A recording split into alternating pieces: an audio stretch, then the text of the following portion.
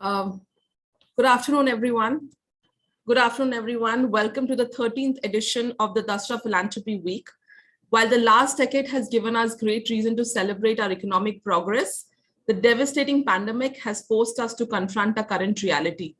There are two stark realities, becoming one of the world's fastest growing major economies called India, and the other called Bharat, where 400 million realities have become the largest number of extreme poor globally. With this backdrop and fresh wounds of the COVID war, this year's forum focuses on continuity, community, and convergence, sharing learnings for collaborative action for greater continuity, keeping communities at the center, and forcing convergence towards inclusive, scalable solutions, accelerating Dasra's vision, a transformed India where a billion thrive with dignity and equity. With you today, Dasra celebrates its 22 years of pioneering an approach to shaping collaborative philanthropy, which has newer players, tremendous innovation, and changing landscape. Regardless, Dasra's work is guided by a strong belief in prioritizing the lives of vulnerable communities, trusting and respecting the wisdom of local homegrown nonprofits, and leveraging the power of trust-based networks to build a social capital with a Jedi lens. Dasra now thrives on two core capabilities: leading collaborative platforms and catalyzing proximate philanthropy towards Dasra's mission, collaborative action to accelerate social change. Since 1999, Dasra has strengthened the social sector talent pipeline with over 350 plus Dasra alumni, fundraised more than 280 million, supported 1,000 plus diverse NGOs across the country, and affected the lives of over 90 million Indians. By 230, Dasra aims to raise 1 billion and affect over 500 million lives. Good afternoon, all. I am Parnasha, and I represent the urban sanitation team at Dasra. The Inclusive Urban Sanitation Team is a collaborative of over 50 plus NGO partners and organizations working towards moving the discourse around inclusive sanitation through policy recommendation and narrative change. The current reality state that over 2/3 of the 60 million households in urban India don't have access to safe and adequate sanitation. Most members in these households are economically marginalized, reside in urban slums, and often left out from receiving quality sanitation services. Despite the social, institutional, and economic challenges which contributes towards this disparity, there are cities and states in India which have pioneered a community-led inclusive sanitation model, which puts community at the center of planning, authority, decision-making, and implementation of sanitation services. These are our community leaders that have pioneered their way in showcasing collaborative action in its true sense in furthering the sanitation outcomes in India. Before I actually move into the session and introduce the great lineup of panel that we have a very small short video which talks about the success of a community-led inclusive sanitation model in one of our states in India, the state of Odisha. You will see women SHG leaders and members and their leadership in managing the operation of an entire liquid waste treatment infrastructure established in Odisha. This highlights just one of the many instances where community leaders and women are redefining their role in the urban sanitation ecosystem, not only as the ones who are relegated with cleaning jobs, but as champions who steer the decision-making in their neighborhoods and communities. If I could just request the team to put up the video, please. The state of Odisha has taken pioneering steps towards empowering vulnerable groups by involving self-help groups in community-managed sanitation.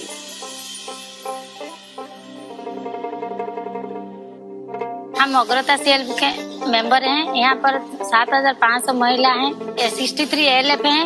এই মহিলা সমিতি আমি প্রায় স্বচ্ছতা এফএসএসএস উপরে বেশি কাম করু, কেমিতি পরিবেশ সুস্থ রহিব সে সবু কাম উপরে বেশি গুরুত্ব দউ। আগুরু পরিবেশ উপরে ধ্যান দেউতলা, পরিবেশ কেমতি সফা সুতরা রহিব। বর্তমান এখানে মଳ পরিচালনা বিষୟରେ ধ্যান দেউଛୁ। Fecal sludge and septage management has traditionally been dominated by men. But sanitation managed by women and transgender self-help groups results in community ownership and a more sustainable model in the long run. The urban poor are federated into women's self-help groups, area-level federations, and city-level federations to improve their livelihoods. This mission has been converged to provide the same groups a means of livelihood across the FSSM value chain.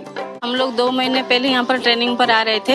2 महीने से लेकर operation संभाल रहे हैं। इसे जो नया आता है हम लोग उसके बारे में उसको सिखाते हैं यहाँ का। एवं काम मध्य ठीक भाବରେ କରିପାରୁଛୁ ଏବଂ ଆମେ ଏବେ ପ୍ଲାଣ୍ଟ ଚଳେଇବା ପାଇଁ ସମ୍ପୂର୍ଣ୍ଣ ଭାବରେ ଉପଯୁକ୍ତ ହେଇସାରିଛୁ। ଏରିଆଟା ପରିଷ୍କାର ହବ, ଏଠି ଯୋଉ ମଳ ବାହାରେ ପଡୁଥିଲା କି ଅପରିଷ୍କାର ହଉଥିଲା ସେ ସବୁ ବନ୍ଦ ହେଇକି ପରିଷ୍କୃତ ସବୁବେଳେ ଭଲ ଭାବରେ ସଫା ହେଇପାରୁଛି, ସେଟା ଜାଣିକି ଭାରି ଖୁସି ଲାଗୁଛି। ବର୍ତ୍ତମାନ ପୁରା ସଫାସୁତୁରା ଦେଖି ବହୁତ ଭଲ ଲାଗୁଛି, ନିଜକୁ ଶାନ୍ତି ଲାଗୁଛି। ହଁ ଆମେ ଯାହା କିଛି କରିପାରୁଛୁ। ଏଠିକି ଆସିବା ଦ୍ୱାରା ଆମକୁ ବହୁତ ସାହସ ମିଳୁଛି, ଶକ୍ତି ମଧ୍ୟ ମିଳୁଛି ଏବଂ ଆମେ 2 ପଇସା ରୋଜଗାର କରିପାରୁଛୁ ଏବଂ ଘର ଲୋକଙ୍କୁ ମଧ୍ୟ ସାହାଯ୍ୟ କରିପାରୁଛୁ। This is a model of community-managed inclusive sanitation that also promotes livelihoods for the rest of the country to follow. Thank you. We believe actually that there is a need for citywide inclusive sanitation services with access, agency, and decision-making of communities at the very core of it, making sure that there's an increased focus on solutions that ensure that these services reach one and all, and these services are delivered in a way that they ensure dignified livelihoods for our sanitation workers. Join us in this urgent call to action. A billion thriving, the nation needs you, and Bharat needs you. I welcome you again to the session, leaving no one behind, ensuring inclusive sanitation for every city. As I mentioned earlier, we have a great lineup of speakers today, and I'll hand it over to a very dear colleague of mine, Meghna from Urban Management Center, to kick off this panel and take this ahead. Thank you. Meghna, over to you. Thank you, Panasha.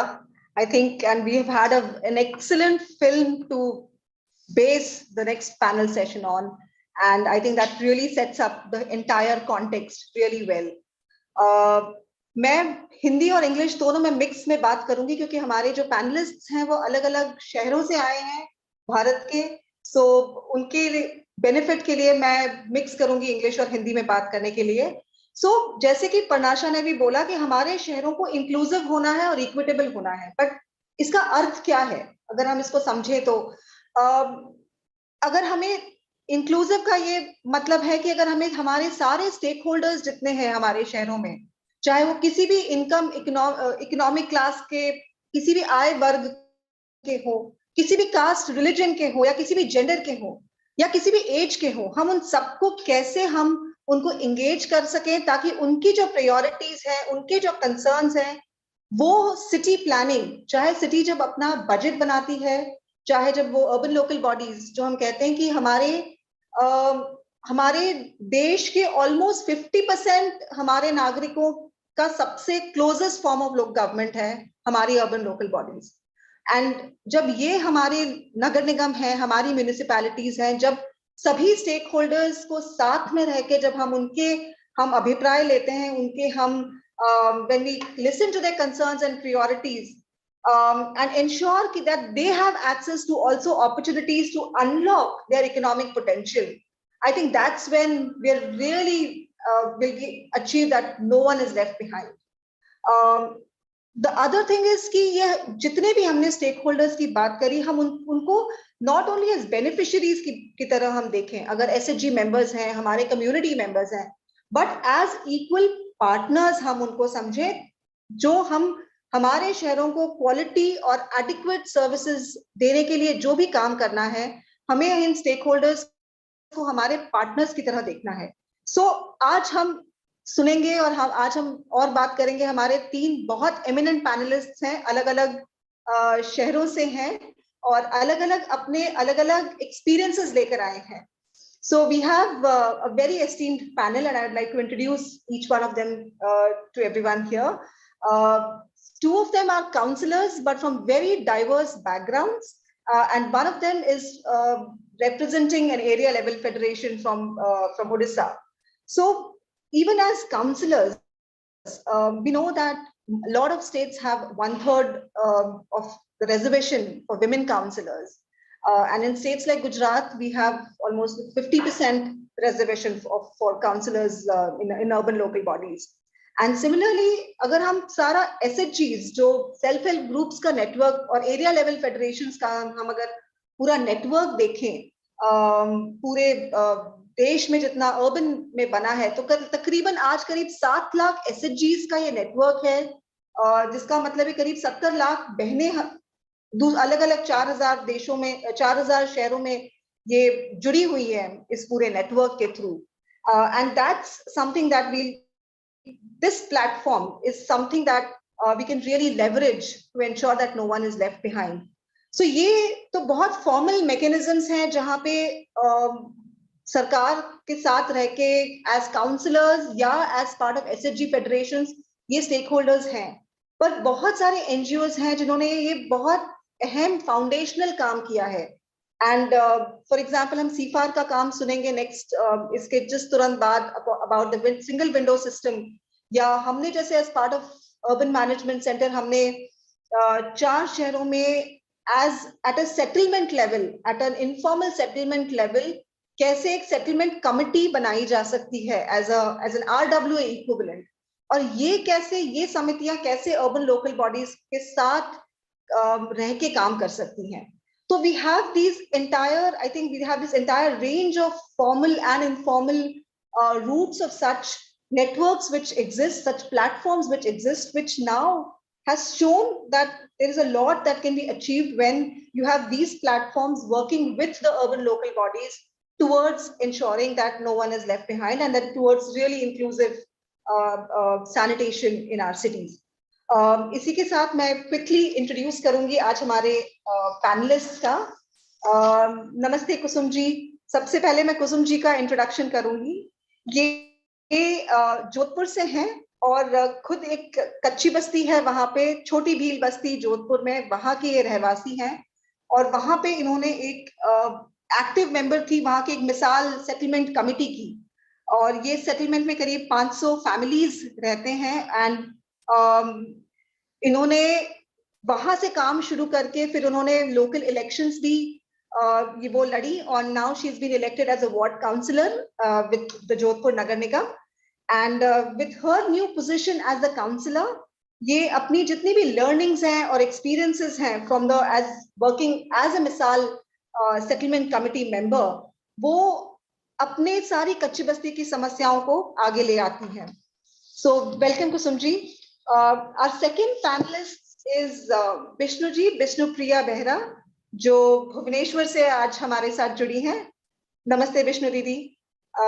ये president है आराधना area level federation की और भुवनेश्वर में है ये, और actively engaged है SHG movement के साथ और एएलएफ की प्रेसिडेंट है 5 सालों से, और ये महिला आरोग्य समिति की भी मेंबर है, और काफी इन्होंने as a president of the ALF, she's really forwarded a lot of WASH issues ranging from water, sanitation, health as part of the Mahila Arogya Samiti, and she's been coordinating with the corporation, with WATCO, to get better services in our settlement. So most welcome, Vishnu Didi. Our third panel today is Pankajam ji, Miss Pankajam Mathivanan. She's from Trichy, and she's also a councillor from of the Trichy Corporation, and she's very recently she's been elected as a municipal councillor.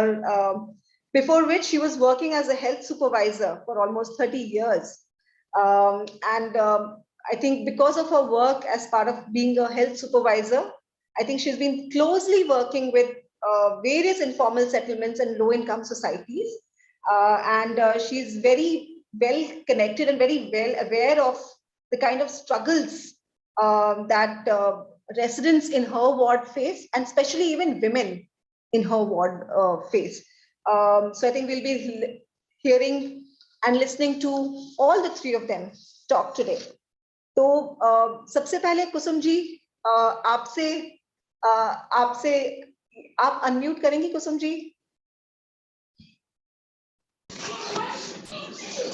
तो आप अगर अपनी कच्ची बस्ती में जो आपने अपनी मिसाल समिति का गठन किया, तो आप बता सकते हैं कि समिति बनने के कारण क्या बदलाव आया? फर्स्ट ऑफ ऑल तो मैम, जैसे कि मेरे हस्बैंड है तो वो 10-15 साल से मतलब सोशल वर्किंग कर रहे हैं, तो उनको देखकर मुझे भी प्रेरणा मिली और मैं भी मिसाल समिति के साथ जुड़ी. इस समिति के साथ जुड़ने के बाद हम लोगों ने मतलब स्टार्टिंग में मीटिंग्स वगैरह रखते थे. कच्ची बस्ती की जो महिलाएं हैं, पहले तो मतलब उनको मतलब आने में बहुत हेजिटेशन वगैरह होती थी, बट उन्होंने अपनी मतलब वो हेजिटेशन छोड़ के धीरे धीरे वो लोग इसमें इंटरेस्ट दिखाने लगे। उसके बाद हम लोग एसएचजी ग्रुप बनाते थे जिससे कि महिलाओं को थोड़ा आत्मनिर्भर बनाया जा सके। इसके लिए हमने उनके एसएचजी ग्रुप बनाए और जैसे कि छोटा मोटा उनको कुछ भी रोजगार, सिलाई हो, कढ़ाई हो या घर में ही जैसे ये पापड़ वगैरह बनाना हो, इस तरह के रोजगार उनके लिए उपलब्ध करवाने लगे। तो वास्तव में उनको थोड़ा विश्वास हुआ कि नहीं ये हमारे लिए बहुत अच्छा है और धीरे धीरे करके मतलब महिलाएं और बाकी भी लोग विशाल समिति की ओर अपना इंटरेस्ट दिखाने लगे। और कुसुम जी, मिसाल समिति होने के कारण बस्ती में जैसे आपकी कोई पानी, सैनिटेशन, टॉयलेट्स, उनकी समस्याओं के लिए आपने क्या किया? आपने नगर निगम के साथ आपने कैसे रह के काम किया? हाँ मैम, नगर निगम के साथ तो जैसे कि जब मैं मिसाल समिति में जुड़ी थी तो उस टाइम मैं पार्षद नहीं थी और हम लोग बस्तियों की महिलाओं को कलेक्ट करते, चार्ट बनाते और मतलब चार्ट के थ्रू जैसे कि जहाँ पे जो समस्या आ रही है उसको मतलब इंडिकेट किया जाता था चार्ट के माध्यम से और पूरी बस्ती का मैप बनाया जाता। यहाँ मतलब जैसे कि यहाँ पे शिविर की समस्या ज्यादा चल रही है और जो पहाड़ी क्षेत्र है वहां पे पानी की मतलब बहुत ज्यादा समस्या रहती थी, लोगों को पर्याप्त मात्रा में पानी उपलब्ध नहीं हो पा रहा था। तो उस हिसाब से और जैसे कि कच्ची बस्तियां है तो कचरे की तो बहुत ज्यादा समस्या रहती थी, लोगों को जागरूक किया और इसके लिए जागरूकता रैलियां भी निकाली हम लोगों ने यूएमसी के साथ मिलकर और इसमें नेहा मैम वगैरह थे जिन्होंने हमारा बहुत सपोर्ट किया है। इस हिसाब से लोगों की जैसे कि पानी की समस्या होती तो अधिकारी वगैरह से बात करते और मैं तो जाती ही साथ में हमारी जो एक्टिव ग्रुप की महिलाएं थी उनको लेके जाती, तो उस हिसाब से अधिकारियों से मतलब अच्छा रेस्पॉन्स मिलता हम लोगों को। अब आप अपनी बस्ती से पार्षद चुनी गई हैं। यस तो मैम। आप अब अपनी कच्ची बस्ती की समस्याएं जितनी आपके आपके जो है वहां पर, उन समस्याओं को आप कैसे आप ले जा रही हैं जनरल बोर्ड तक या नगर निगम के से आप कैसे आप रह के आप कैसे करेंगे? अभी जैसे कि मैम मैं पार्षद चुनी गई हूँ और लोगों ने बड़ी उम्मीद के साथ मुझे एक जन प्रतिनिधि बनाया है, तो मैं चाहती हूँ कि मतलब जितना हो सके मैं लोगों के लिए मतलब अपना पूरा पॉजिटिव रेस्पॉन्स दे सकूं और उनकी समस्याओं को वास्तव में सुलझाने का प्रयास कर रही हूँ। और सभी मतलब महिलाओं के साथ ग्रुप बना के हम लोग जाते हैं, अधिकारियों से बकायदा लेटर वगैरह देते हैं, बातचीत करते हैं और जैसे मैटर सॉल्व नहीं होता तो हम लोग कलेक्टर ऑफिस भी जाते हैं, मीडिया का भी सहारा लेते हैं और मीडिया कर्मी भी हमारा मतलब फुल सपोर्ट करते हैं। तो कुसुम जी, आप जैसे पहले आपको लगता है कि ये पूरे महिलाएं इकट्ठा हुई और ये समिति के कारण कुछ, आप अगर अकेले जाती नगर निगम के पास तो उसके अलावा अगर बहनें इकट्ठा हुई, एकजुट होके गई तो उससे कुछ बदलाव आया या उसके कारण कुछ चेंज आया? हाँ मैम, जैसे कि बहनें इकट्ठा होके जाती हैं तो हमें मतलब अच्छा रेस्पॉन्स मिलता है क्योंकि वो बहनें जो पहले मतलब घर से बाहर ही नहीं निकलती थी, बिल्कुल मतलब किसी चीज में अपना कोई इंटरेस्ट नहीं दिखाती थी, आज वो मतलब खुद से मतलब लेटर तैयार करना, ऑनलाइन कंप्लेन करना, अधिकारियों से मतलब मेरे साथ खड़े होके हर मुद्दे पे बातचीत करना, तो इसमें उनके साथ जाने से मुझे मतलब बहुत ज्यादा ही बेनिफिट हुआ है और अधिकारियों से भी मतलब वैसा ही रेस्पॉन्स देखने को मिला है कि नहीं कच्ची बस्ती की महिलाएं भी अब अपने अधिकारों के लिए आगे आने लगी है। Thank you so much Kusum ji. I think यही एक थॉट लेके आगे विष्णु जी के पास चलते हैं। विष्णु जी, आप भी एक बस्ती में रहती हैं, तपोवन बस्ती है आपकी भी, और आप भी एक एरिया लेवल फेडरेशन की आप प्रेसिडेंट रही हैं बहुत बरसों तक। तो आपके वहां पे किस प्रकार के वाटर सैनिटेशन के इश्यूज थे और आपने कैसे इनको आपने हल किया? पंकज, आपको ट्रांसलेट करना है? Yes ma'am. थैंक्स। मो एलेफ रो प्रेसिडेंट अछि। आमे तो प्रथमे बस्ती एरिया रहछु ना, सेटर एरिया बहुत अपरिष्कार हेतिला। तापरे धीरे धीरे माने अलिया गाडटा जो अलिया गाडी आसु नथिला, एटी सेटी सब अलिया पकोतले। तापरे आमे ସେଠି କମ୍ପ୍ଲେନ୍ କଲୁ। କମ୍ପ୍ଲେନ୍ କଲା ପରେ ବି ଅଳିଆ ଗାଡି ସଫା ଆସିନଥିଲା, ଅଳିଆ ଗାଡି ଆସିନଥିଲା। ତାପରେ ଏମିତି ବିଏମସି କମ୍ପ୍ଲେନ୍ କରିବାକୁ ଆସିଲୁ। ସେଠି କିଛି ଜଣ ଆମେ ମହିଳା ମିଶିକି ଆସିଲୁ। ଆସିଲା ପରେ ସେମାନେ ଗାଡି ପଠେଇବେ ବୋଲି କହିଲେ, କିନ୍ତୁ ତାପରେ ବି ଆସିନଥିଲେ। ଏମିତି ବାର ବାର ଗଲା ପରେ ଆମେ ଆମର ଏଏଲଏଫ ମେମ୍ବର ମାନେ ଗଲୁ, ମିନିମମ୍ 30-40 ଏଭବ ଗଲୁ। ଗଲା ପରେ ସେ ସେଠୁ କହିଲେ ହଁ ଠିକ ଅଛି ଆମେ ଗାଡି ପଠେଇବୁ। ତାପରେ ଗାଡି ଆସିଲା ପରେ ସଫା କରିକି ନେଇଯାଉଛି। ଏବେ ଆମେ ଆସୁଥିଲା 5-10 ମିନିଟ୍ ରହୁଥିଲା, ନ ରହୁଥିଲା ପଳଉଥିଲା। ତାପରେ ଏବେ କିନ୍ତୁ ଯୋଉ ହ୍ୟାଣ୍ଡିକ୍ୟାପ୍ଟ ଲୋକମାନେ ଅଛନ୍ତି ସେମାନଙ୍କ ପାଇଁ ଆମେ ସେଟା ମିଟିଂ କରି ଇଏ କଲୁ ଯେ ସେଠାରେ ଯୋଉଠି ହ୍ୟାଣ୍ଡିକ୍ୟାପ୍ଟ ଲୋକ ଅଛନ୍ତି ତ ତାଙ୍କ ଘର ଆଗରେ 10ରୁ 15 ମିନିଟ୍ ଗାଡି ସେଠି ରହିବ, ଯାହା ଫଳରେ କି ସମସ୍ତେ ଅଳିଆ ଆସି ପକେଇ ପାରିବେ। ସେ ସୁବିଧାଟା ଏବେ ଆମର କରାଯାଇଛି, ଆଉ ଲୋକମାନେ ବି ୟା ଫଳରେ ଉପକୃତ ବି ହେଇପାରୁଛନ୍ତି।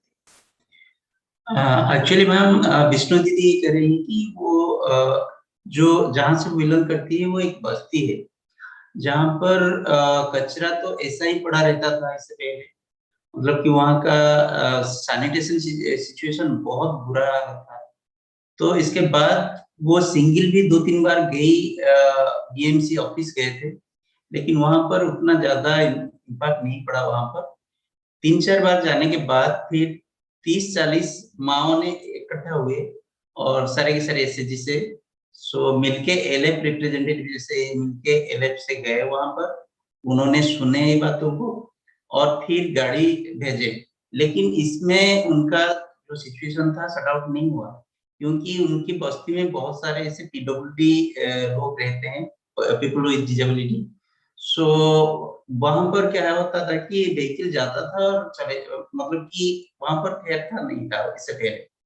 तो अभी इन्होंने फिर एक बार एमसी आए, डिस्कशन किए क्या कि पर्सन विद डिसेबिलिटी यहाँ पर है बहुत सारे, उनके घर के पास अराउंड 10 से 15 मिनट तक रहना चाहिए गाड़ी, ताकि वो आराम से लाके दे सके कचरा। तो ये मुद्दा सॉर्ट आउट हुआ। तो मतलब कि ये 2 बड़ा इश्यू है जो सैनिटेशन रिलेटेड था, वो सॉर्ट आउट हुआ।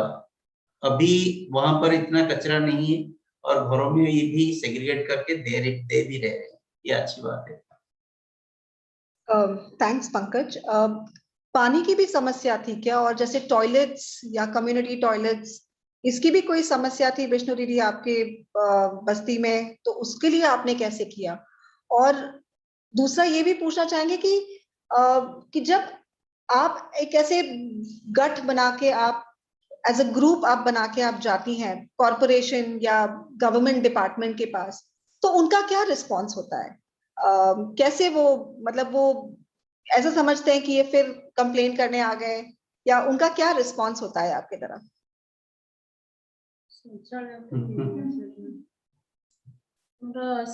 सिफार तरफ सम्मान्य शौचालय होता। सम्मान्य शौचालय पर प्राय लोक किए कहते आम 5 टंका 10 टंका दे कहीं जीवु, आम खोला पड़िया को जीवा बहुत भल पाते, कारण लाट्रिन एत जन घर ही नाला। तो आम से किसी जन मेम्बर एमती कथबार्ता है कि जी गला तो सेटा ये कला सर्ट आउट होता। प्राय लोक बुझा बुझी करूँ, आमे पोस्टर भी मारिलु। ऐसे धीरे धीरे शौचालय समस्त शौचालय जाऊँगी, कि खोला जगह को जाऊना। पानी हमर मेन तो पानी जोटा कि घंटाटे पर्यंत आसला, अल्प धीरे धीरे आसला, जहाँ फल कि काम करिया जो मैंने जाऊले से पाई पार नथिले ठीक रे पानी। आम सेटा कंप्लेन कलु, कंप्लेन कर सुन नथिले। ए सब कमिटी आम सैनिटेशन सब कमिटी हेतला, यारी माध्यम रे आम ओटे लिखित आकार रे देइतिलु। देला परे से हमर जे वाटर सप्लाई अछंती से हेटो पानी सेटा 2 घंटा छाडछन, जहाँ फल कि जो माने काम करिया जाउछन माने रखि पर नथिले, एबे से माने भी रखि परछंती। पीवा पानी एटलीस्ट नियादी दरकार, पीवा पानी रखि परछंती। मैम एक्चुअली 2 इशू था वहां पर। टॉयलेट का इशू था, जहां पर एक प्रोजेक्ट सम्मान के अंडर वहां पर एक कम्युनिटी टॉयलेट बना है वहां पर। सो इससे पहले कम्युनिटी टॉयलेट तो बन गया था, लेकिन लोगों का प्रैक्टिस नहीं था वहां पर यूज करने के लिए। तो टॉयलेट होने के बावजूद भी लोग बाहर जाते थे। तो एलएफ एसएचजी टोटली इस बिहेवियर चेंज के लिए कैंपेन किए, डोर टू डोर विजिट किए और लोगों को भी मतलब कि इंडिविजुअली कहाँ पर भी इंसल्ट भी किए, ताकि लोगों के बीच में जो चेंज आना चाहिए तो चेंज आए। तो अभी दीदी बोल रही कि अभी सारे के सारे महिलाएं और जितने भी ये मेल काउंटर पार्ट है वो सारे के सारे आ रहे हैं और पैसा देके भी वहां पर यूज कर रहे हैं टॉयलेट। ये अच्छी बात हुआ है वहां पर। दूसरा है कि पानी के लिए जो इश्यू था वहां पर, ताकि पानी 1 घंटे के लिए बस्ती में आता था इससे, तो जो लोग काम करने के लिए बाहर जाते थे वो पानी नहीं रख पाते थे। तो अभी सब कमेटी बनने के बाद, सैनिटेशन सब कमेटी बनने के बाद उन्होंने एक रिटिन एप्लीकेशन दिए डिपार्टमेंट को, वाटर सप्लाई डिपार्टमेंट को, और उन्होंने मिले जाके वहां पर इशू शेयर किए, डिस्कशन किए, और अभी 2 घंटे के लिए पानी आ रहा है वहां पर। और पानी का जो इशू था लगभग सट आउट हो गया है। तो मतलब कि कभी-कभी तो इशू होता है जो बोलते हैं, हर जगह पर जो होता है, लेकिन वहां का जो इशू था, मेजर इशू था, अभी के लिए सट आउट हुआ है। Thank you. और विष्णु जी, मेरा आखिरी सवाल आपसे ये भी था कि जब आप जाते हैं तब गवर्नमेंट ऑफिशियल्स का रिस्पांस क्या होता है? वो कैसे सपोर्ट करते हैं, या वो उनको अच्छा लगता है कि आप अपने प्रॉब्लम्स इतने आप अच्छे से मैप करके लेकर आए हैं, या क्या रिस्पांस रहता है अधिकारियों का? फास्ट आम जो जाऊ मु किछिटा फोटो उठेकी नहीं जाइए, फोटो उठे नेला पर से देखाए फोटो, तापर आमे लेखिकी भी मो देकी आसे, किंतु सेटा किछि सॉल्व होई न थाए। पर मुहूर्त रे बार बार गला परे ही सेटा से रेस्पोंड करंती। रेस्पोंड कले भी बहुत खुशी लागे, जा हम कामटा हेई गला, हम जो मेन ड्रेनेज नथिला, ड्रेनेज चला, अलिया सपटा हेई पार नथिला, सेटा हेई गला, पानी प्रॉब्लम थिला सेटा भी हेई गला। एतर बहुत खुशी लागै, जा हो हम बस्ती रे डेवलपमेंट हेई पारिछि, एतर बहुत खुशी लागै। मैम दीदी ने और एक अच्छी बात बताई कि वो जब जाते हैं ऑफिसर को मिलने के लिए, वो कम्युनिटी से कुछ फोटो लेके जाते हैं। प्रैक्टिस जो है सैनिटेशन का जो इशू है, सारे सारे फोटो लेके जाते हैं वहां पर, दिखाते हैं कि यही इशू है। एक ही बार जाने के बाद सॉर्ट आउट नहीं हुआ था, बार बार जाने के बाद, ग्रुप होके जाने के बाद ही कुछ सॉर्ट आउट हुआ है।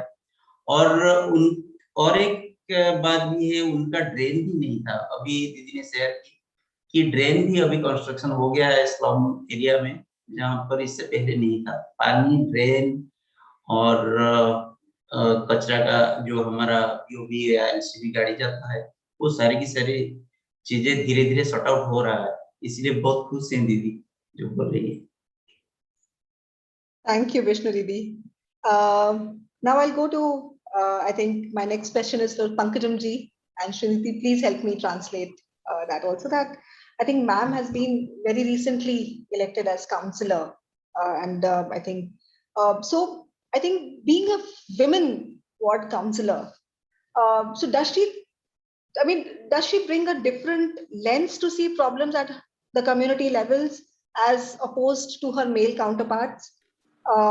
So is that, what kind of issues is really she bringing to light?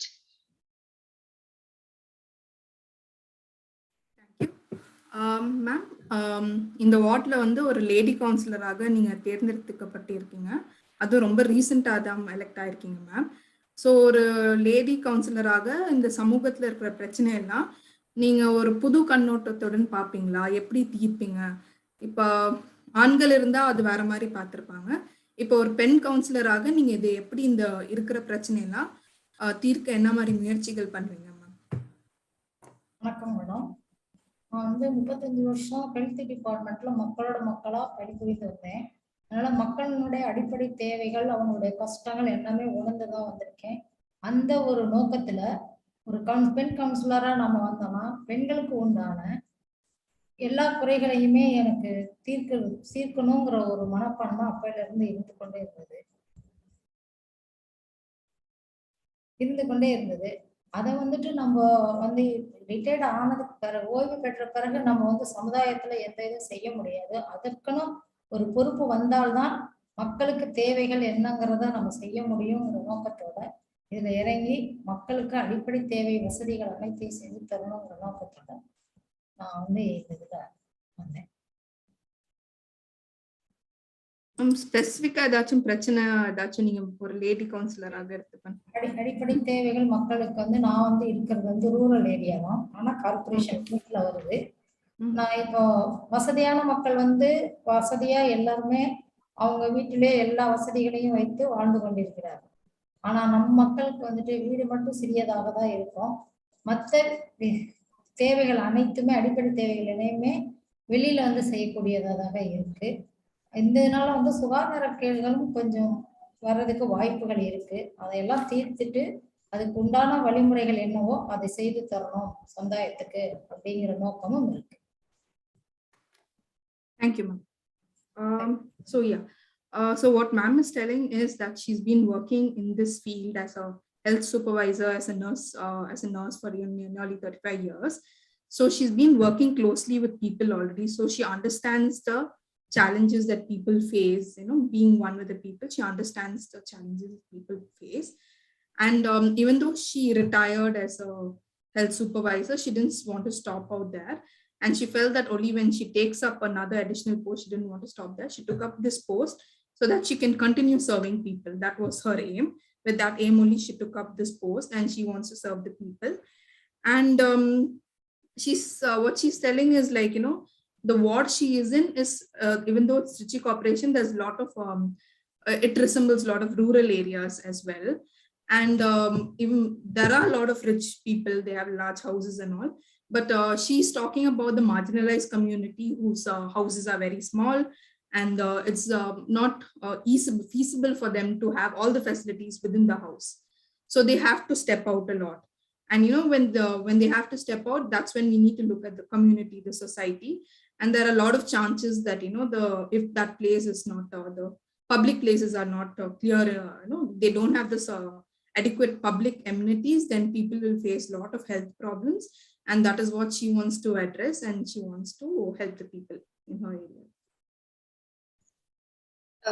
Thanks, Pankajamji and Srinidhi.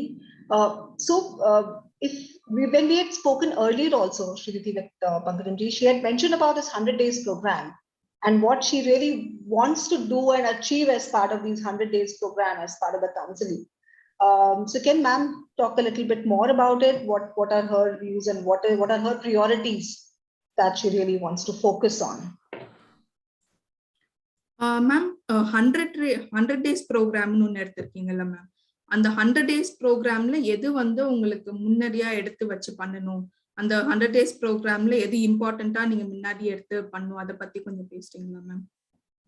100 நாள் வேலையில வந்துட்டு மேடம், அதாவது இப்போ நிறைய நாட்கள் வந்து தேங்கிய நிலையில் உள்ள இடங்களில் எல்லாம் சுத்தப்படுத்திட்டு சுகாதாரம் வகுத்து கொடுக்கணும். அடுத்தது தண்ணி இல்லாத இடங்கள்ல வந்து தண்ணி வசதிகள் செய்து கொடுக்கணும். அப்புறம் இந்த பொது கழிப்பிடங்கள் வந்து சுற்றுப்புறம் சுத்தம் வந்து சரியான முறையில இருக்கணும். அதற்காகவும் செய்து கொண்டிருக்கிறோம். அது வந்து எல்லா இடங்களிலேயும் ஆரோக்கியமான காற்று கிடைக்கிறதுக்காக மரங்கள் வந்து வச்சு, பொதுவான இடங்கள்ல வந்து மரம் வச்சு அதை வளர்த்து சுகாதார காற்று மக்களுக்கு கிடைக்கணும் அப்படிங்கிற நோக்கத்தோடையும் அதையும் செய்து கொண்டிருக்கிறோம்.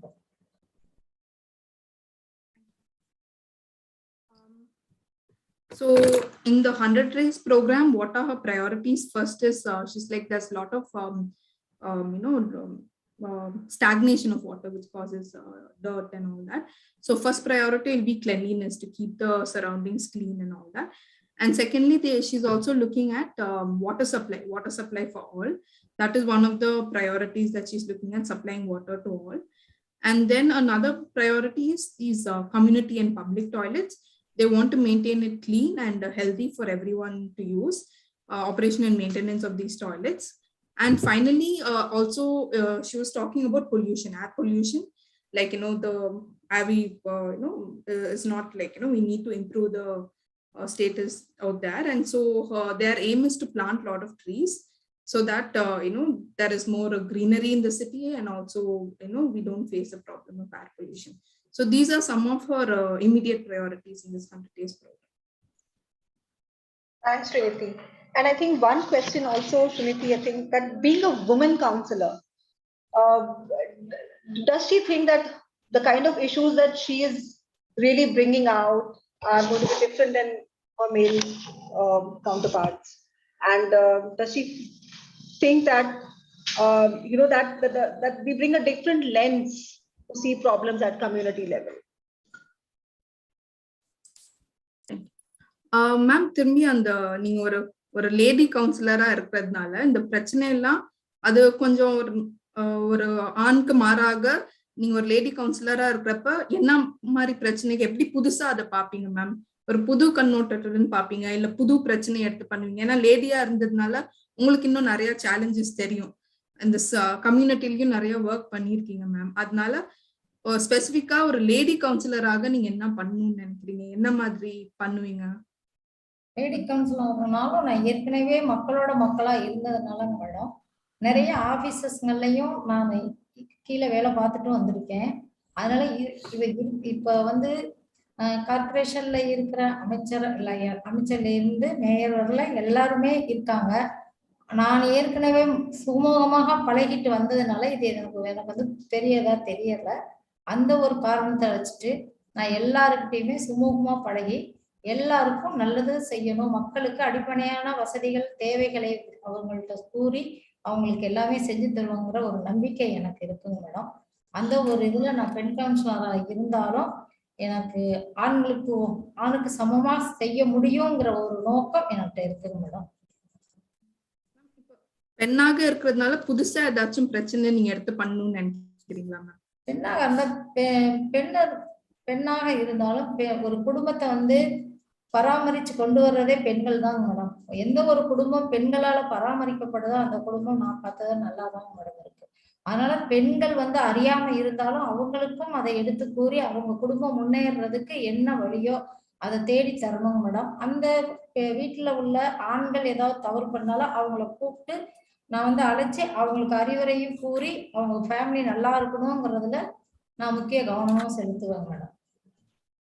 Okay ma'am. இல்ல இப்போ நீங்க சொசைட்டில இருக்கிறப்ப ஆண்களோட பெண்கள் ஏதாச்சும் பிரச்சனை நிறைய ஃபேஸ் பண்ணிருக்காங்களா மேம்? அதை நீங்க எடுத்து பண்ணணும்னு நினைக்கிறீங்களா? பெண்களுக்கு என்ன பெண்கள் முன்னேற்றத்துக்கு என்னவோ 50% வந்து கவர்மெண்ட்ல இருந்து கொடுத்துருக்காங்க மேடம். அந்த 50%ங்கிற அந்த 50% பெண்கள் எல்லாமே முன்னேறி வரணுங்கிறதுக்காக சமுதாயத்துல எங்க ஊர் சைடு உள்ள எல்லா பெண்களுக்குமே நாங்க கூறிட்டு அவங்களை எல்லாமே நல்வழிப்படுத்தி முன்னேறதுக்கு உண்டான வழிவகைகள் அனைத்தையுமே செய்து கொடுக்குறாங்க. Okay, ma'am. Thank you, ma'am. So yeah, first she's again highlighting the point that she has been in the service and she's gone from the lowest rank. Now she's come to a counselor. She's grown. Her progress has been a lot. So she's seen a lot, and she's also built good relationship with a lot of government officials and all that. So any of the women problems, anything, it'll be easier for her to take it. And as a society, she feels that she for women she wants to create a lot of awareness, because women is the crux of the society, whether they haven't been family or now she's come out into the public field and all. They're the crux of the society, and she's like she will want to take both. It's not just about women, both men and women's problem, but she wants to create a lot of awareness among women so that they understand the problems. And she's like she would like to do counseling for as a family for both men and women, understand their problems, create a lot of awareness, and help them solve it. Thanks so much, Riniti. So I think what we heard today, I think across all the three panelists, was essentially about how informal settlements, the so-called slum-like settlements, really need also a voice and a platform to voice their issues and their concerns, and how being women groups and women collectives, and of course as women counselors, how I think issues and specific issues of women can be really brought to the fore, and I think the whole gender lens can be applied.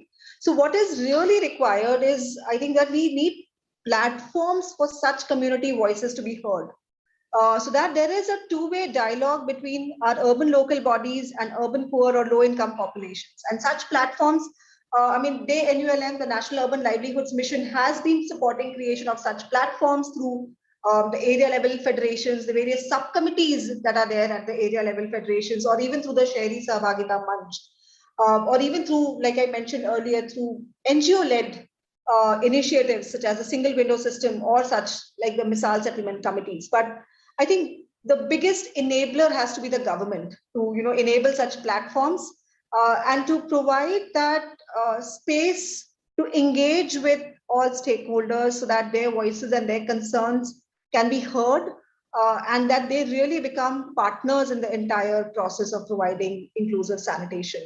And I think I'll just end at this. And I think, and we're going to hear more about Odisha. I think one of the states which has really been leading this entire initiative, and we also saw in the film earlier, in not only delivering services, but also partnering with SHGs as change agents and in facilitating this entire two-way dialogue between citizens and the government. So I think, thank you so much, Vishnu Didi, Pankajanji, Kusumji, thank you so much for joining us. And thanks Trinity and Pankaj for the translation support. Over to you, Drishti. Thank you, madam.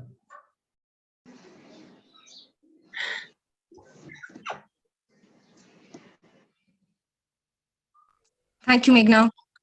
Thank you again so much, Meghna, and the participants for this energizing discussion and bringing forth thoughts from the community leaders and community champions on how women and community participation can move the needle on sanitation and how it's accessed by the most marginalized. And I believe what you mentioned towards the end, which was connecting these platforms where community leaders come together to the right stakeholders in the urban local bodies, is essential to make sure that change is executed at the last mile. And so all the leaders that we heard from, they have engaged with government stakeholders and decision makers in cities to make sure that there is a constant relationship of change. With this, we will move on to the next session and the next panel discussion within the larger session, which talks about where we speak with the leaders from governments, the leaders from funding community, and other community-based organizations, NGOs, and learn from them on how can these community platforms be instituted in the long run to ensure that community-based inclusive sanitation model is adopted and scaled across all cities in the country.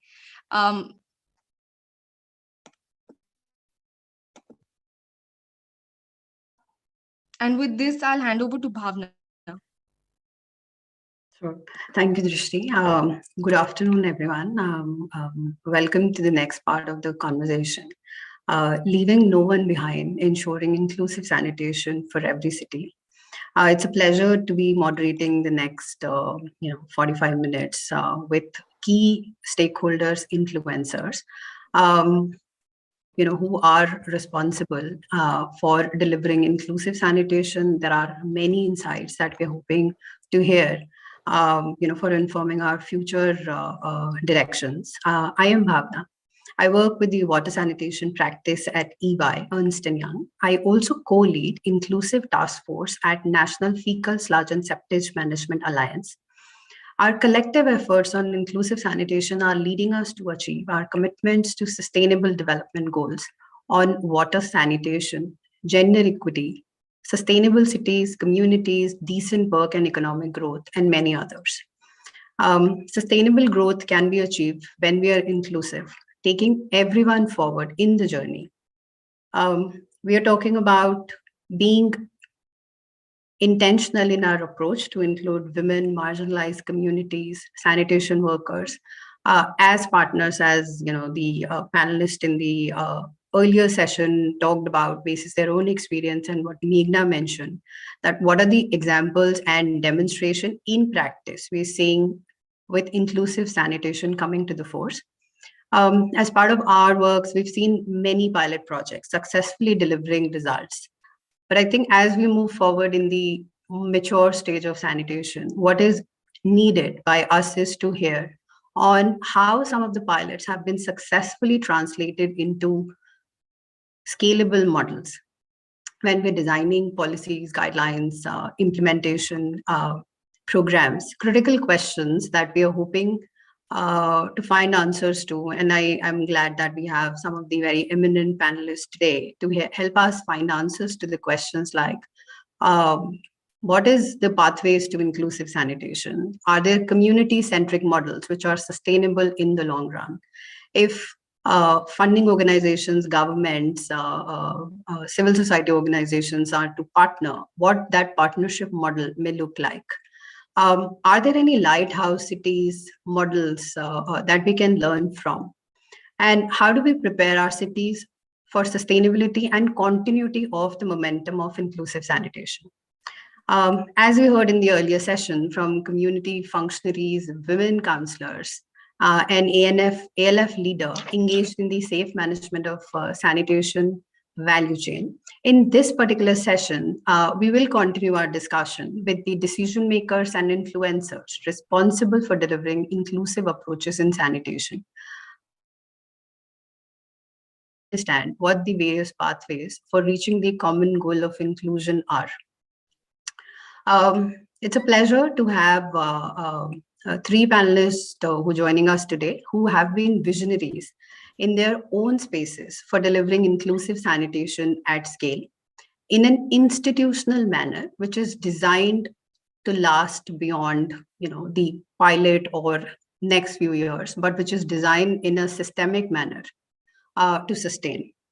To start with, I would like to welcome Mati sir, who's been championing inclusive community-led approaches to sanitation service delivery in the state of Orissa for many years now. We've seen video at the beginning, and I think he is responsible for really visioning and implementing with possibly all resources what the translation of a vision could look like.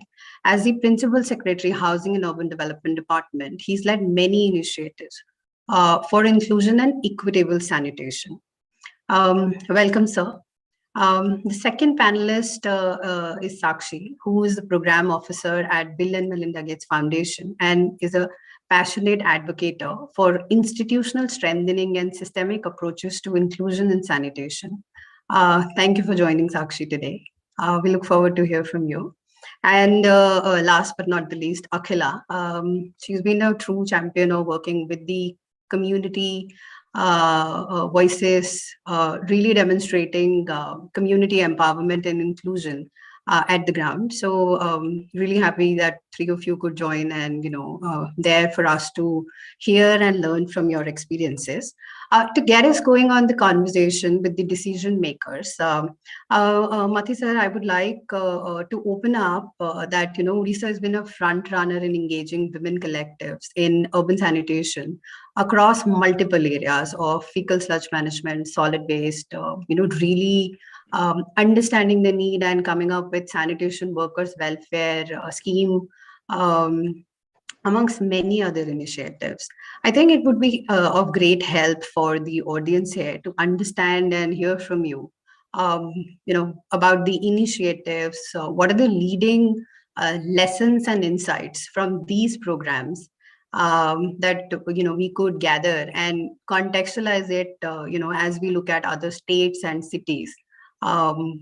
What are those insights, and how the government has led the effort of really translating a vision into action, sir? Thank you so much, Bhavna, for this opportunity. Happy to be part of the enlightened panelists. So when we talk about safe and inclusive sanitation, we mean the sanitation which is safe for all the stakeholders. Service providers, service receivers. So the service provider safety is paramount when it comes to sanitation. Second is the inclusive.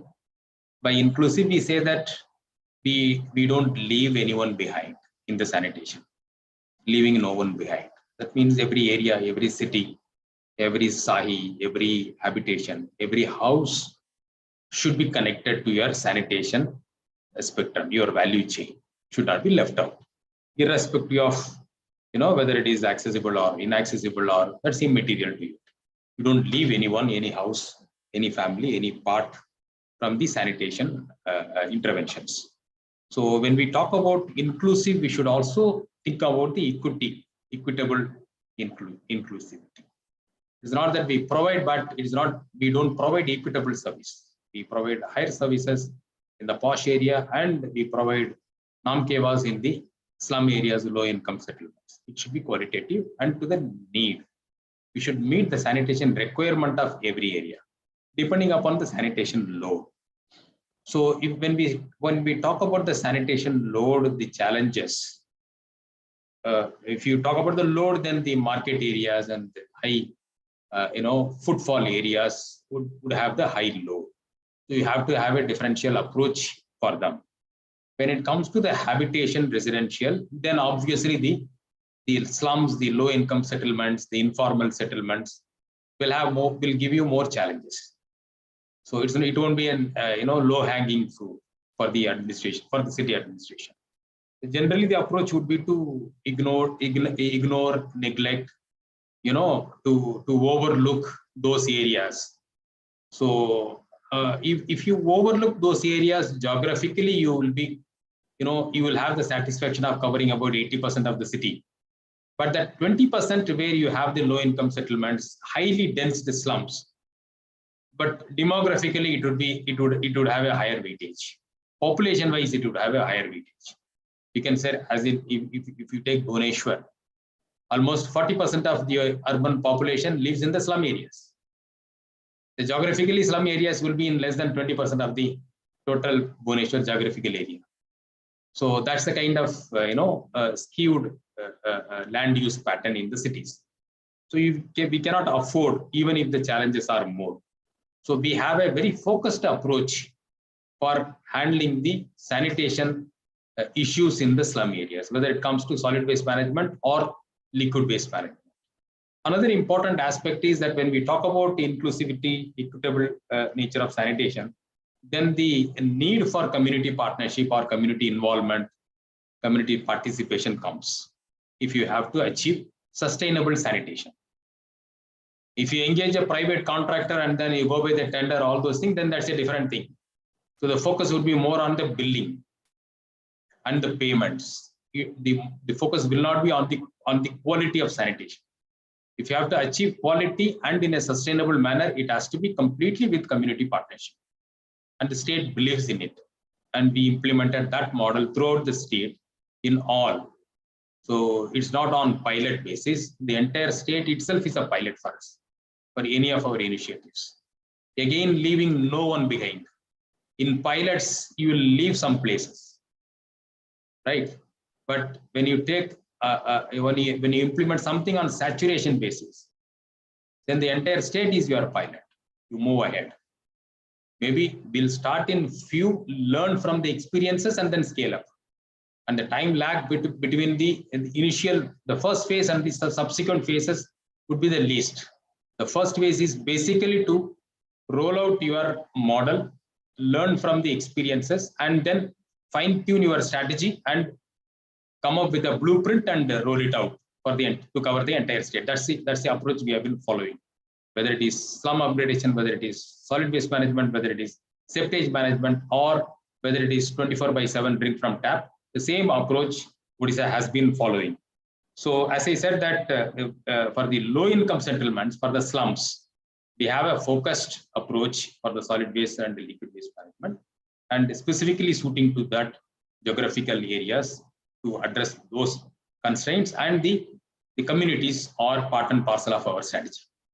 Community partnership is our DNA. I used to tell everywhere that community partnership is our DNA, is an essential DNA in all our interventions, all our schemes and programs.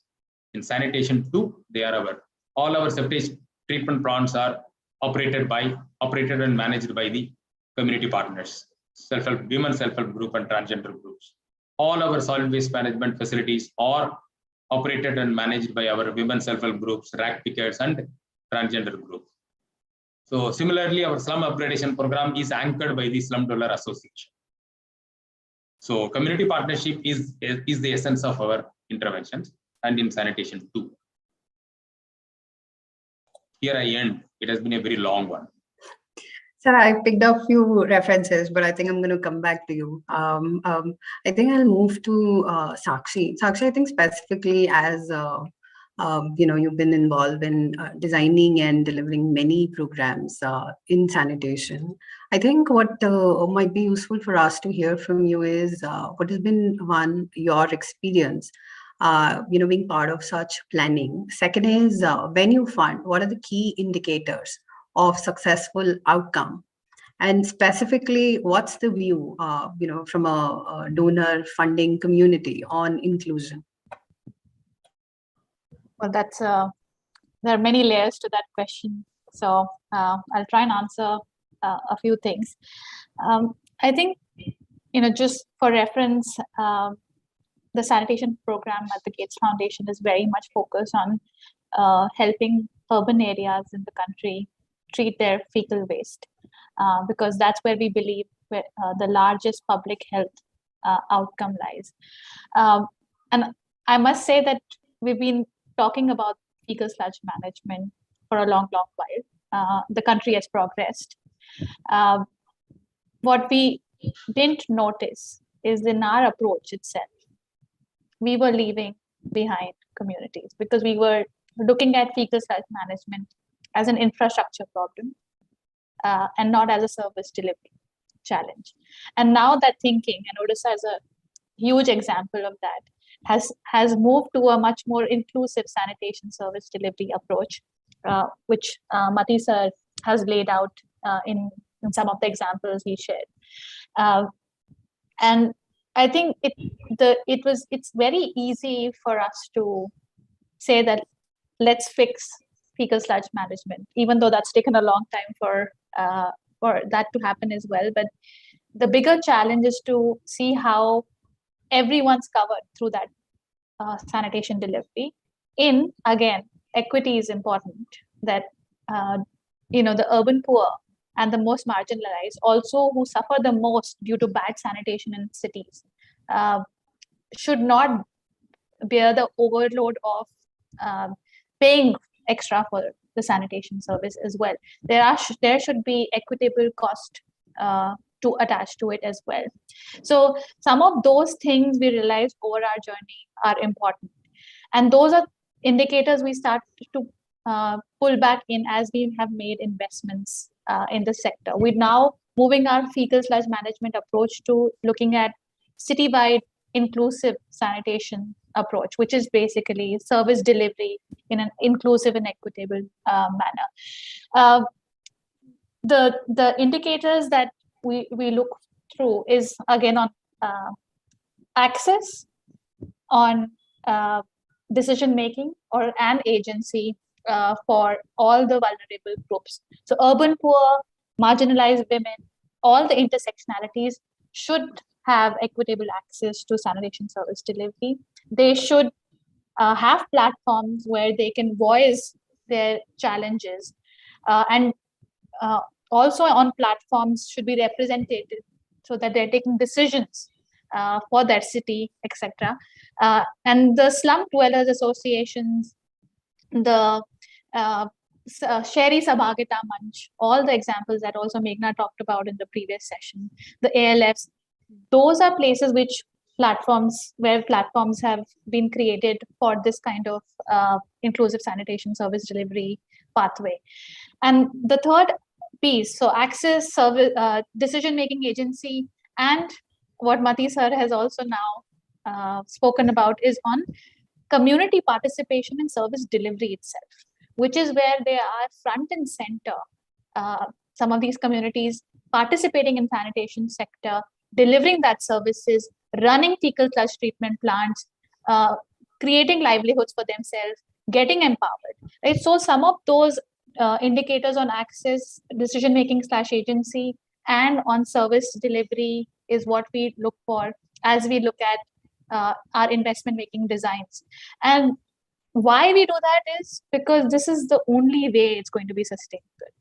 Because it's very easy to set up infrastructure, and it might not run, it will die its own sweet death if we don't think about who's going to run it, for whom it is going to be beneficial, and they are not participating in this conversation. So those, I guess, are some design principles we look for as we make grants, as we our whole portfolio on sanitation has moved. And I would say these design principles actually are cross-cutting to any other sector as well. So Sir's spoken about solid waste, or drinking water and other such services as well. That's what we should all be looking towards. So, Sakshi, I think I want to pick up a few points and bring in Akhila. So, as Sakshi mentioned, Sir highlighted that community-led approaches are critical from a sustainability point of view, from continuing the momentum. And in part A of the session, we heard from women councillors, ALF leaders. So, Akhila, I think this is your experience. If you could share, what has been some of the structured approaches, engagement you've experienced, delivered, and how some of those learnings, whether it is, single window, engagement with the community, have really helped us to move at a stage that we are. Thank you, Bhavna, and thank you for both the earlier presenters. A lot of the idiom around community engagement is almost common across all the sort of stakeholders. There's a central assumption that that's critical. It's not just about how to sort of make supply and delivery, efficient, but also the nuances of how it's uptake and how people participate in the whole process. Two things I want to preface: that this is an issue that's been on the horizon, not now, not from 2014, but from about 2 decades. Whenever we went to the urban poor, this got singled out as a priority issue: water and sanitation and hygiene. It was almost like, once you take care of this issue, the rest can be managed, because this is not something we can do on our own. We need everybody's support. There's no way in which you can talk about self-reliance like you can talk about in financial inclusion. You can't talk about in water, sanitation, and hygiene. We realize that, the informal settlements administratively, Bhavna, continue to be under some gray area. There are lots of administrative notings in different cities, which make it difficult to, be able to. Odisha is an exception. We've had really a happy time. We're also having an equally happy time in Rajasthan. We're having an equally good time in a city like Pune, which has a track record of working on these issues, but not everywhere. Delhi, we have problems because there are a number of administrative notings that actually, to some extent, stigmatize, informal settlements. There are authorities, there are civic authorities that are, very, very sort of hostile to informal settlements. They don't want to tolerate them. So there are problems. There is also the problem of every time you get a structure in place, every time you get some kind of a working arrangement in place, you get actually communities involved and engaged, you find that, there are other problems that are emerging. It's very volatile. The urban poor is not something that you can, factor in like the way you work with the rural poor. It's a completely dynamic and volatile. And the pandemic has there are the chinks in the armor that have come in now with the pandemic on the issue of livelihood, on many other issues that are now getting, also raised, and, the concerns are being posed. So in this context, what is it that, as a civil society organization, definitely governmental support is absolutely critical. But more importantly, can we recognize going ahead as we move along? Can we recognize the need for what we call an autonomous community platform, which is completely horizontal and highly representative? When we talk about the single window, we found it on this premise that there is an autonomous community platform. That community platform, we call it as a community management committee in the space of WASH, and we call it help desk in all other social entitlements that we administer.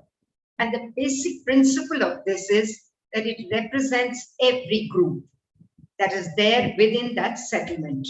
It could be anything from nomadic de-notified tribe to different sections of, even workers. Even they are not homogeneous. Their working times are different. Everything is different.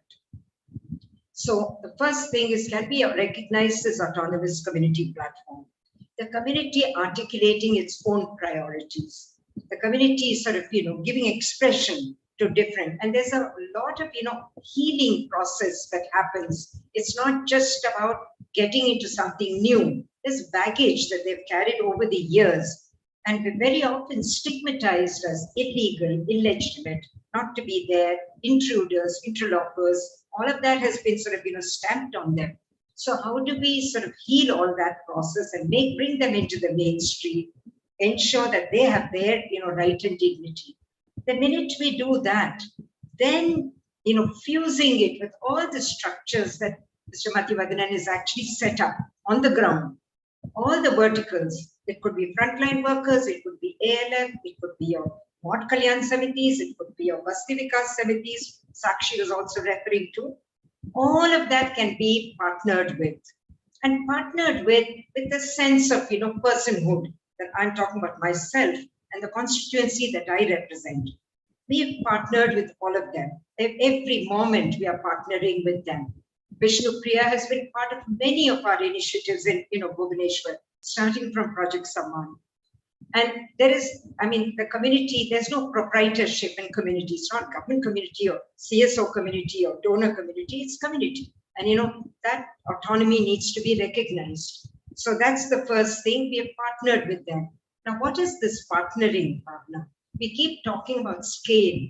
We do not talk enough about penetration and depth. We compromise on depth and penetration over and over again. What is this partnership? This partnership is largely about what we call immersive experience. If I have to learn so much about, the administrative process or the technical process, we're everyday learning from all of you people who have so much information and knowledge.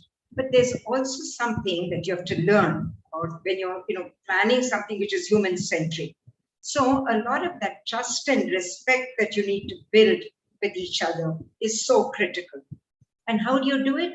You get out of your silos, you get out of your spaces, you go into the ground, and you actually plan things. And that's been the best part of the Odisha experience. We've done it over and over again, Mr. Mathivanan, and with great, learning, both in terms of success and what we need to do better. It's not about failures, it's about what we need to achieve better. And it is that process, which then gets, aggregated. Everybody starts exchanging, learning from actual doing, not from, just trying to do something, but actually doing. And that's the process which, leads to what we call, which is really critical, which is reflection. The ability to build consensus is also ability to disagree, to have other, competing priorities. So many processes are there on the ground. So that entire reflection coming together, and today, Mr. Mathivanan, we are across the boards, we are now setting up with, actually BMC is setting up, and we are helping, the community platforms are helping in setting up what is called a Sani Wall, where it's really a reflective experience of community monitoring, just to look at the level of inclusion. In every day you look at the level of inclusion, Mr. Mathivanan, you get an equally powerful narrative of exclusion. And it's not that the exclusion is deliberate or is willful or is, advertent. It just happens. We are just trying to do waste management. And there are people that leave for work at 7 in the morning. There's no way in which they're going to be able to meet any service provider. When they come in the night, they're just too tired to sort out the problem. The first level, it goes out through the window or goes to the nearest any place. It just gets thrown away. It just gets cast away. It's not even thrown away, it's just cast away. All we had to do was and it's all dispersed. It's not like it's in one apartment. It's not a housing society where you all sit in an apartment and have a residential welfare association. No, it's all dispersed. And all it required was everybody to get together, designate little spaces where on their way to work, they put it there, they segregate, put it there. The vehicle first thing in the morning. That's the first outpost, goes and collects it and takes it. So it just requires that kind of, and now the entire logistics has to be worked on, Bhavana. It's not like a simple thing, because people have different places of work, different routes of, going to work, and also reside differently. Sure. Similarly, we found that, as a part of the community monitoring, in 3 wards, we found that the disabled people with disabled people in their household and often managed by disabled were finding it difficult because the vehicles will come. He'll just, make holler, some sound. He'll just quickly collect something and scoot away. And these people take time because they have to walk from a certain space to another. So now it's been decided that, we just put signages everywhere, that this is where, disabled persons live, and then, factor in time for them to come, maybe, have a jingle, which they coin, and you also sensitize everybody on their issues, and you also get them to participate.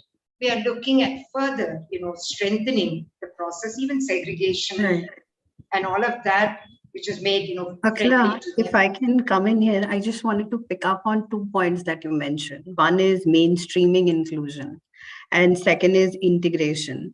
And I just wanted to pick up on, I think, 2 structured approaches that we've seen government taking it up from a scale and sustainability point of view.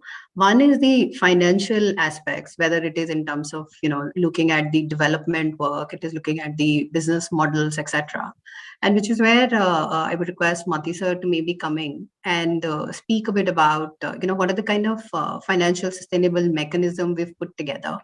And second is from a long-term sustainability point of view, institutional structures become very important. What Akhila mentioned is at a community level, these autonomous platforms to be recognized. And in your opening remarks, you mentioned about Slum Dwellers Association, then become continuum across different programs at a urban poor level. But I think at an institutional level, the works that you're doing with Odisha Water Academy, SUDA, some of those institutions, I think, might be also important for us to hear that how are you looking at it coming in from a mainstreaming in the long run?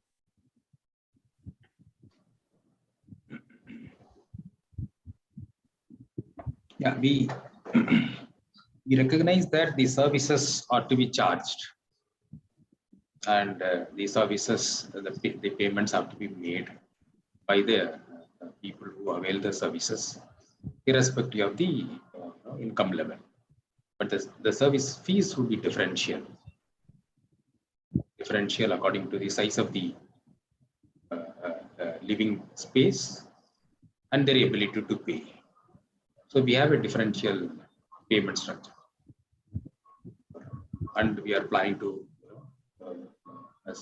as we move ahead, even for the septage services, now we are working, extensively on making fixed septage charges instead of, one-time cesspool desludging charges, which is heavy and then demand-based. We want to go for a regular, periodical, monthly septage charges. We are going to pilot it in 2 cities and for learning, and then going to extend that road. So that should become the main source of revenue, apart from the transfer grant which we get, the entitlement of the cities as part of the GST, as part of the revenue pool, which comes back to the urban local bodies as their entitlement. So 15th Finance Commission grant, Central Finance Commission grant, State Finance Commission grants are entitlements of the urban areas. For the services we provide, they're all entitlement, it's not charity. So we earn that.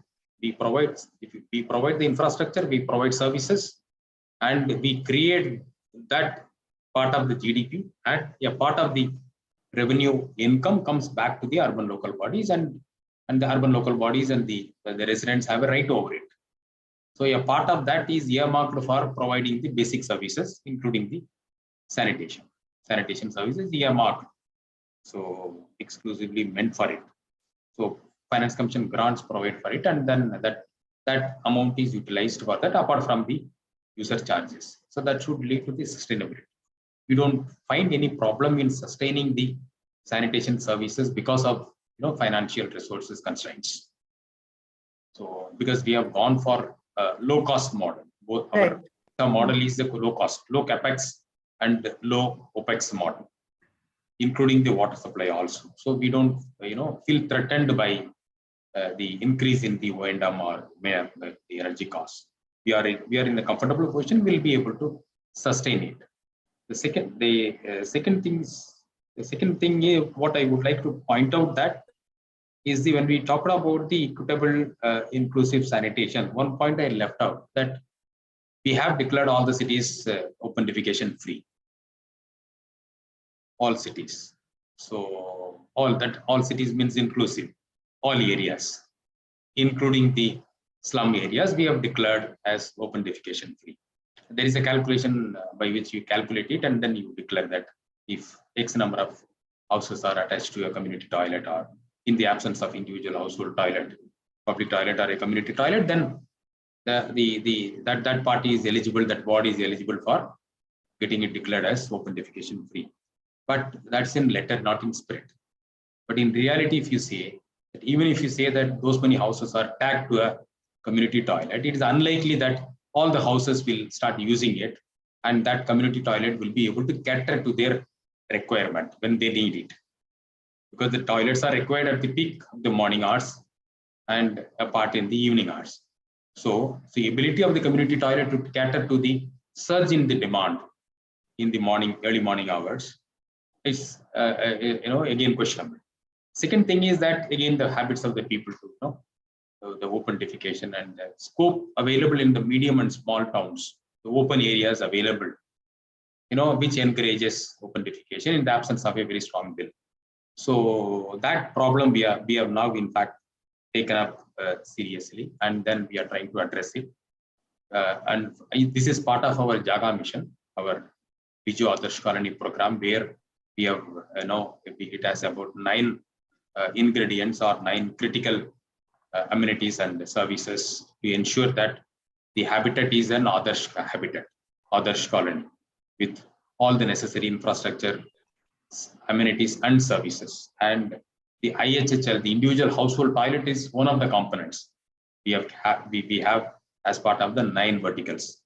So even if a city is declared as open defecation free, and even if you have community toilets meant for that slum area, we are now moving deeper into it and deep diving into the individual sanitation issue. And then we are now retrofitting the community toilet into individual household toilet. It's an innovation what we are doing. So we are not leaving it as it is, saying that there is a community toilet, this much habitation or these many households are supposed to avail that services. No, to achieve open defecation free in true sense and true spirit, what we are trying to achieve is that we are trying to build or make available 1 seat for every household exclusively for their exclusive usage. So community toilets are being retrofitted with public investment to make 1 seat earmarked with lock and key, which would be with the house. The operation would be since it's a common, or you can call it as a clustered. A community toilet is now made into a clustered toilet. So many individual toilets are housed in a complex, but every house has an access to a particular toilet. So they will maintain it, but the water supply is a common one. The electricity is a common facility. So who would maintain, who would operate it? So the Slum Dweller Association, the community is responsible for it.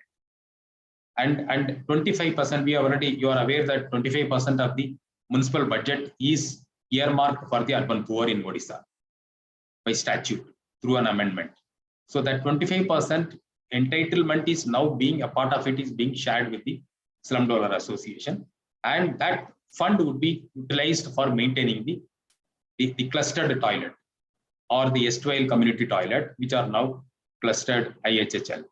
There the water supply and the electricity would be paid by them, and the individual houses will manage maintain the individual household toilet. This is how we want to achieve the open defecation free status, or maintain or truly achieve ODF status for our slum areas, urban poor settlements, and for the city, to achieve true inclusive equitable sanitation. So thank you for sharing that, sir. I think you've covered broadly the full spectrum of sanitation value chain, and it's very useful on this platform to hear about the priorities you put on access to toilet containment and really expanding it from access to toilet across various works that has happened in the past. I just want to pick that up and also hear from Sakshi.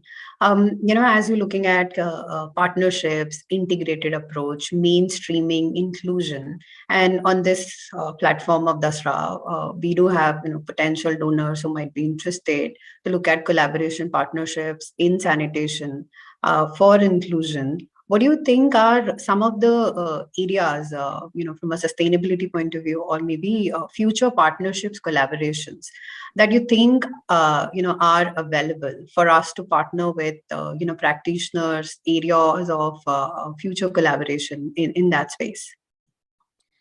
Thanks, Bhavna. I'm going to try and answer your question later, because I wanted to say a few things to add on to Mati sir's points on financial sustainability. I think Orissa is an exemplar on some of the models he's spoken about around equity, especially making sure that based on the type of household, the fee is subsidized accordingly, and there are slabs. And again, that's a first.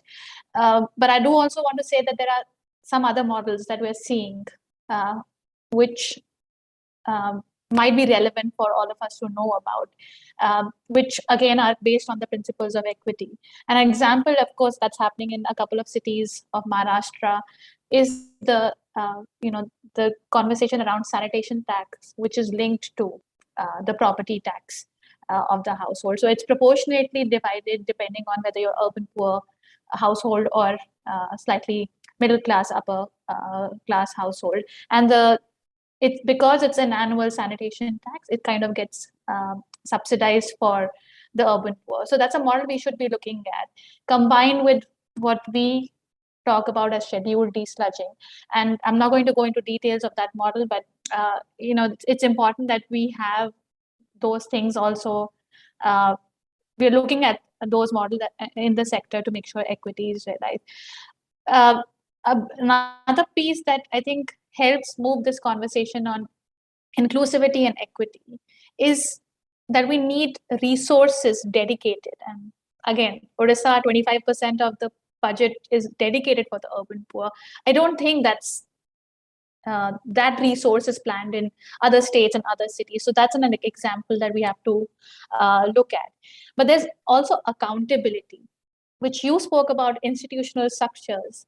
Someone's job has to be to look at or to ensure that the marginalized communities, the urban poor communities, low-income settlements are getting access. And how would one plan resources, or how would one keep someone accountable, is by tracking data. And our data systems right now are not designed to have that disaggregated data where we know how many individual household toilets have been built in a low-income settlement, in slum areas. We don't know that.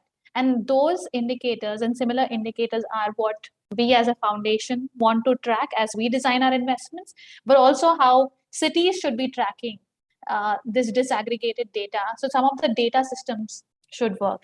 And now I'll just come back to the question you raised to me on how do we collaborate. I think there's already a platform where we've learned a lot of these design principles that we have applied to sanitation sector on inclusive service delivery. And that platform is the National Fecal Sludge and Septage Management Alliance. And we have a specific inclusive task force there.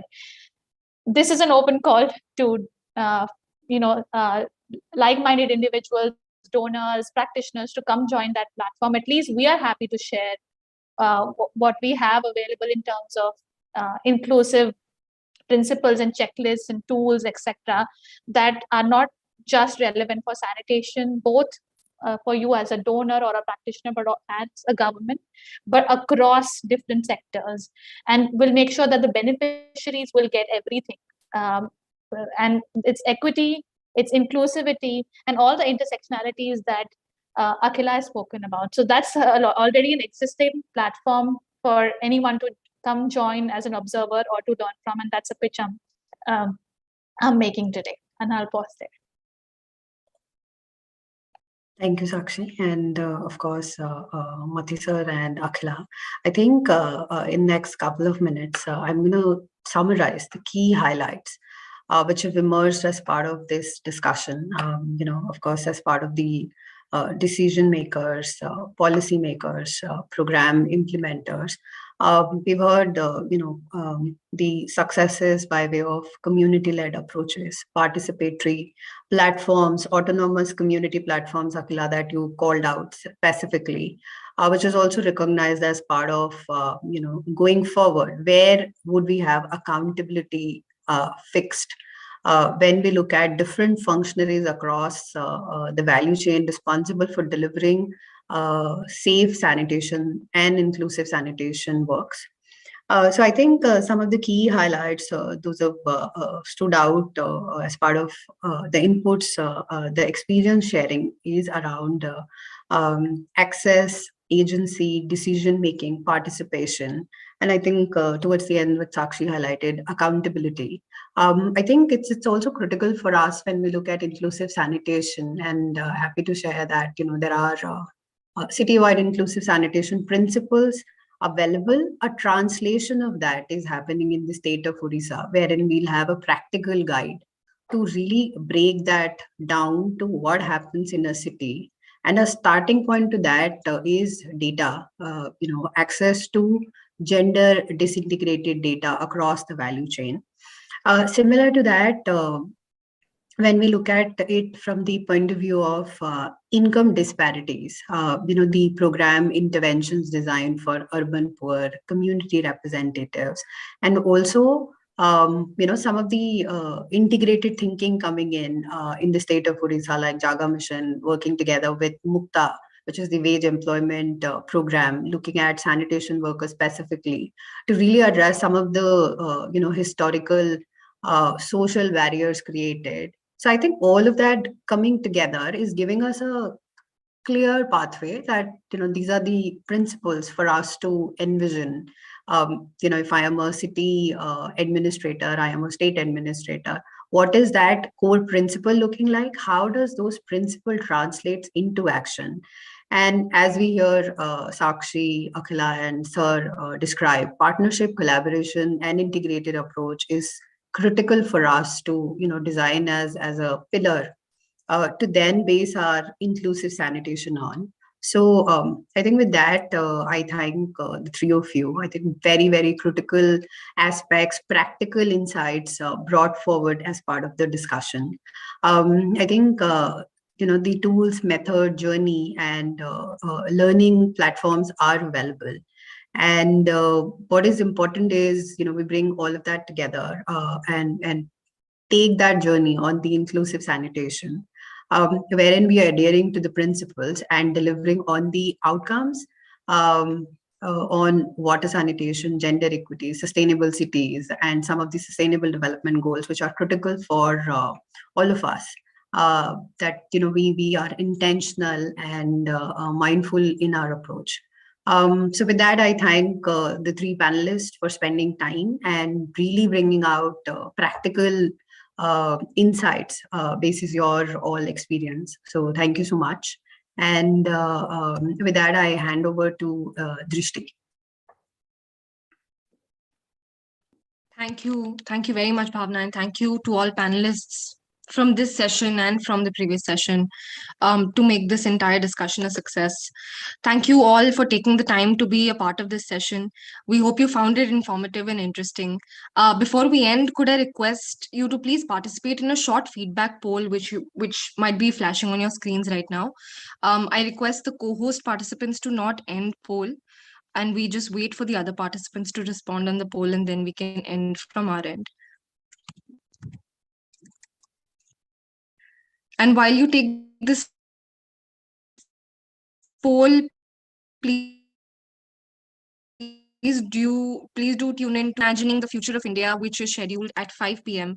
You can join the session through the registration link, which is in the chat as well.